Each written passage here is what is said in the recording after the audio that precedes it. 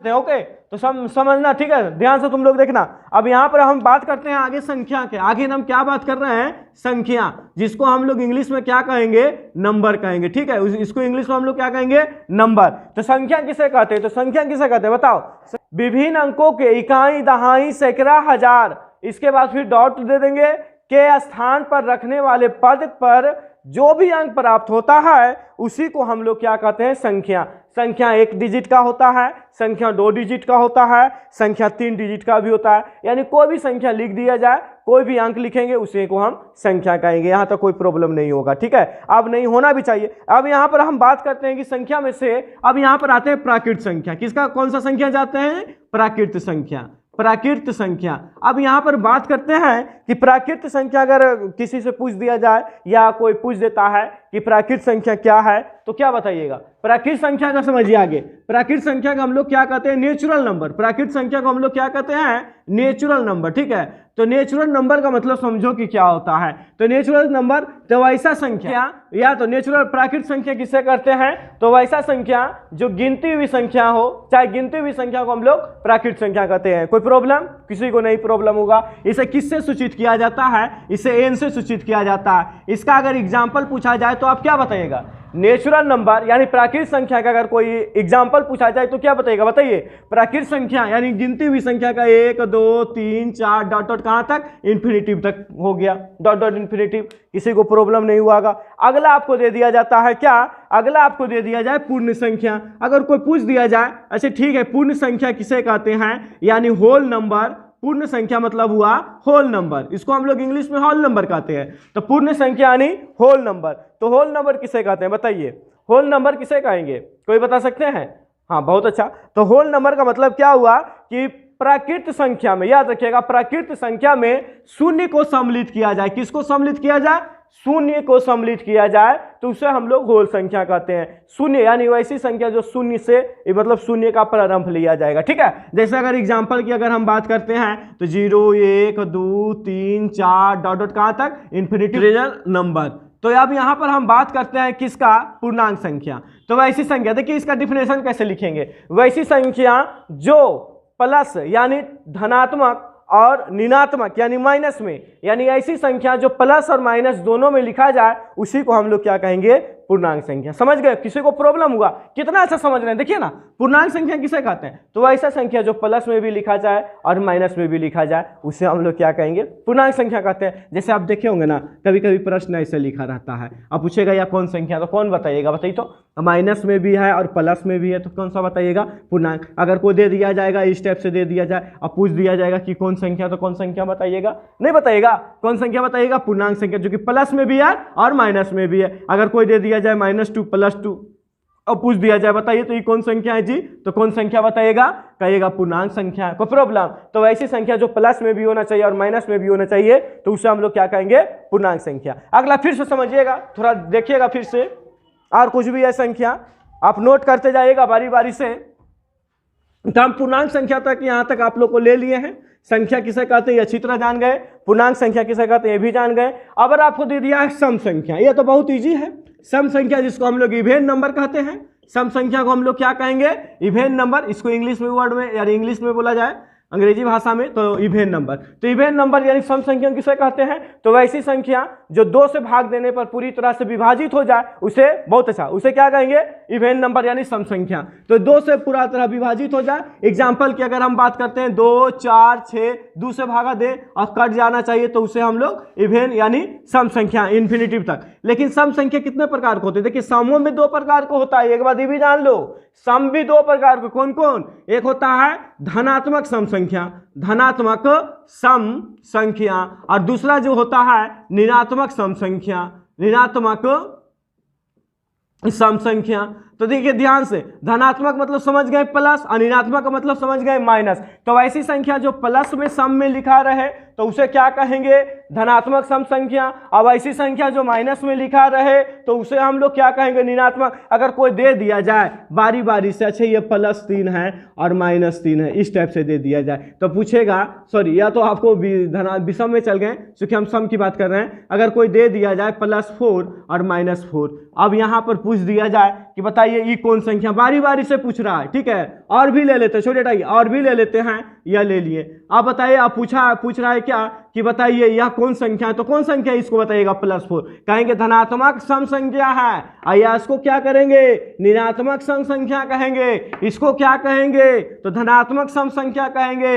-6 है तो इसको क्या कहेंगे, धनात्मक के ऋणात्मक, इसको ऋणात्मक कहेंगे, ऋणात्मक सम संख्या। कोई प्रॉब्लम, किसी को प्रॉब्लम नहीं हो रहा होगा, किसी को नहीं हो रहा होगा। इसी प्रकार अगला क्या होगा, विषम संख्या। तो विषम संख्या किसे कहते हैं, तो आराम से जानते हैं विषम संख्या किसे कहते हैं। तो वैसा संख्या जो 2 से भाग दे और पूरा तरह नहीं कटे, तो उसे हम लोग क्या कहेंगे, विषम संख्या। 2 से हम भाग देते हैं और कटता नहीं हो, जैसे 1 हो गया, 3 हो गया, 5 हो गया, इसके बाद 7 हो गया, डॉट डॉट कहां तक, इन्फिनिटिव तक। तो विषम संख्या को समझने में कोई प्रॉब्लम किसी को नहीं हुआ होगा।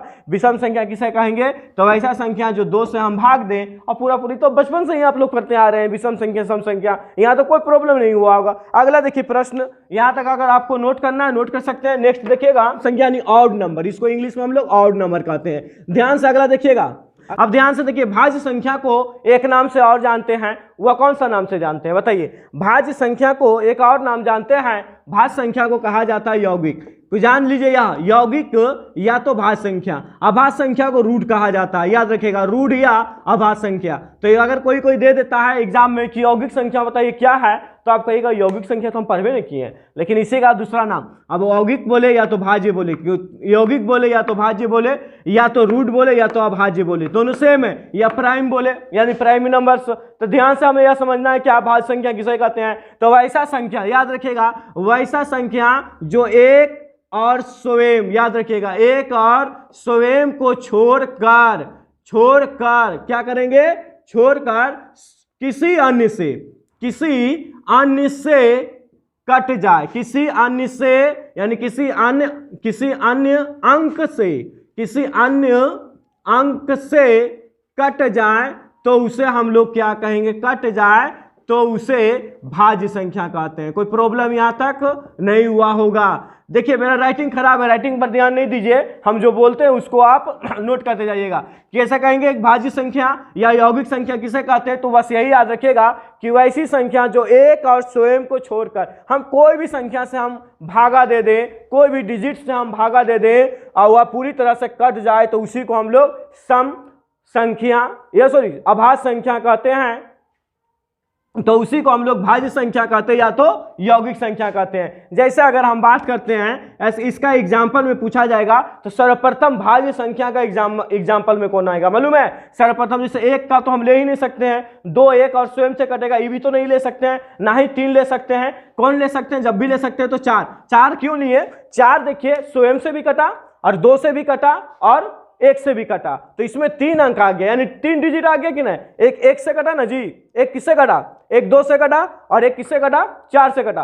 तो ऐसी संख्या जो मतलब स्वयं और 1 को छोड़कर, ये दोनों को छोड़कर किसी अन्य से, तो अन्य इससे कट रहा है ना, 2 से कट रहा है, तो 4 हो गया, 6 हो गया, 8 हो गया, 9 हो गया, डॉट डॉट कहां तक आप मार दीजिएगा, इन्फिनिटिव तक मार दीजिए। कहां तक मार दीजिएगा, इन्फिनिटिव तक। तो आप समझ गए होंगे आप अच्छी तरह से कि भाज्य संख्या किसे कहेंगे। अगर कोई पूछे भाज्य संख्या या तो यौगिक संख्या, तो आप बता दीजिएगा, कोई प्रॉब्लम यहां तक नहीं हुआ होगा किसी को। अब यहां पर ध्यान से देखना आप किसको, अब हम बात करते हैं किसको, अभाज्य संख्या। तो अभाज्य संख्या भी बहुत ईजी है। अभाज्य संख्या अब ईजी कैसे है, इससे भी ज्यादा ईजी है भाज्य संख्या का। ध्यान दोगे, यहां पर ध्यान देना है क्या कि वैसी संख्या यानी प्राइम नंबर की हम बात करते हैं, तो वैसी संख्या जो एक और स्वयं से कटे, एक और स्वयं से ही कटे, इसी से कटना चाहिए और किसी से भी कोई संख्या नहीं कटे, बस यही याद रखना। एक और स्वयं से जो संख्या कटेगा उसे हम लोग क्या कहेंगे, अभाज्य संख्या कहेंगे। एग्जाम्पल में देखिए, जैसे हो गया 2 हो गया, 3 हो गया, 5 हो गया, 7 हो गया, डॉट डॉट कहाँ हो गया,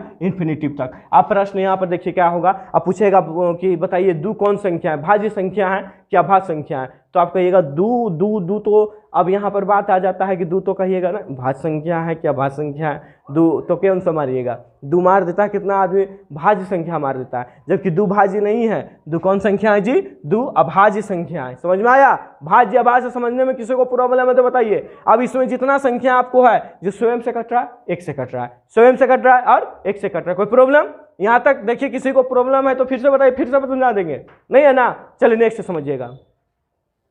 वैसी संख्या, परिमेय संख्या का अगर कोई डिफिनेशन पूछा जाए तो यही बताना है कि वैसी संख्या जो p बटा q के रूप में लिखा जाए। किसके रूप में लिखा जाए जी? जो p बटा q के रूप में लिखा जाए, जहां q इक्वल नॉट जीरो होता है। याद रखिएगा, q इक्वल नॉट जीरो होता है तो उसे हम लोग क्या कहेंगे? परिमेय संख्या कहते हैं। p बटा q को यानी बटा में संख्या लिखना चाहिए। जैसे अगर हम बोल देते हैं 3/5 या 5/8 या -3/2, जो भी ले देते हैं डॉट डॉट कहां तक? इन्फिनिटिव तक। यानी दोनों संख्या में लिखा जाए, यानी कौन सा संख्या में लिखा जाएगा? p बटा q, p बटा q, p बटा q। तो प्लस हो या तो माइनस में हो, उससे कोई डिपेंड नहीं है, हमें p बाई q आना चाहिए। तो p बटा q के रूप में जो भी लिखा रहेगा उसे हम लोग क्या कहेंगे? परिमेय संख्या। अपरिमेय संख्या किसे कहते हैं? जो p बटा q के रूप में नहीं लिखा जाए, जो p बटा q के रूप में नहीं लिखा जाए तो उसे हम लोग क्या कहेंगे? अपरिमेय संख्या कहेंगे। यहां तक यहां देना है कि q इक्वल नॉट जीरो, इसका भी होता है, q इक्वल नॉट जीरो होता है, यानी p बटा q के रूप में नहीं लिखा जाता है तो उसे हम लोग अपरिमेय संख्या कहते हैं। एग्जाम्पल में अगर हम बात करते हैं कि अपरिमेय संख्या, तो जो p बटा q जैसे हो गया √5, देखिए बाई में नहीं लिखा हुआ है। अगर √8 ले लेंगे, यह भी देखिए बाई में नहीं लिखा हुआ, या तो 0 0 0 कुछ भी 1 ले लेंगे, यह भी बटा। हाँ, इसको बटा में लिखा जा सके तो उसे हम लोग कहेंगे अपरिमेय संख्या। कोई प्रॉब्लम यहाँ तक? तो अगर इसी तरह से अगर को दे दिया जाए कि नहीं आप बताइए कि √5 कौन संख्या, तो कौन संख्या मारेंगे?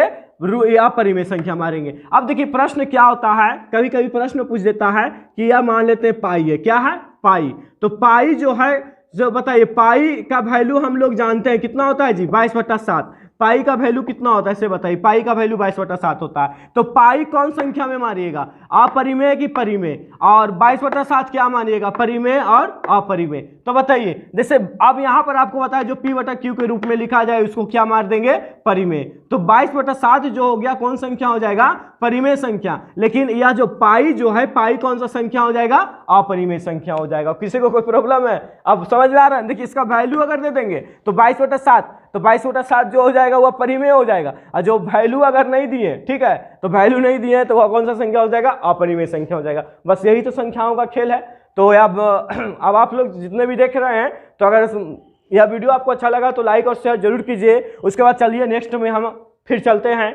संख्याओं का मेल या कंप्लीट हो गया है। अब आपको चलते हैं, एज से संबंधित कुछ क्वेश्चन पूछा है, एज से संबंधित हम क्वेश्चन बताने वाले हैं अब नेक्स्ट वीडियो में। तब तक के लिए धन्यवाद, मिलते हैं। जय हिंद।